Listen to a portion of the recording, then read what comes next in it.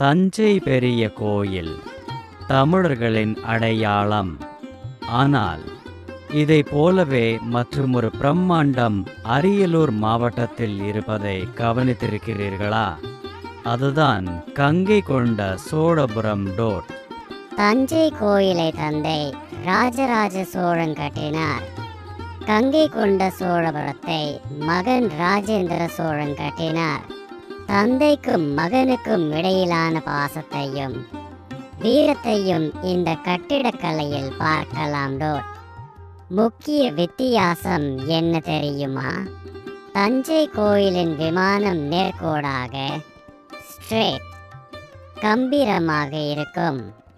ஆனால் கங்கை கொண்ட சோழபுரத்தின் விமானம் வளைந்த கோடுகளுடன் கர்வ்ட் மென்மையாக காணப்படும். இதனாலேயே தஞ்சையை ஆண்மை என்றும் கங்கை கொண்ட சோழபுரத்தை பெண்மை என்றும் அழைப்பார்கள் டோட். தஞ்சை கோயில் 216 அடி உயரம். ஆனால் மகன் ராஜேந்திர சோழன் தன் தந்தையின் சாதனையை விட உயரமான கோபுரத்தை கட்ட விரும்பவில்லை.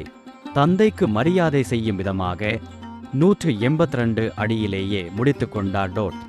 ஆனால் இங்குள்ள லிங்கம் தஞ்சையை விட பெரியது.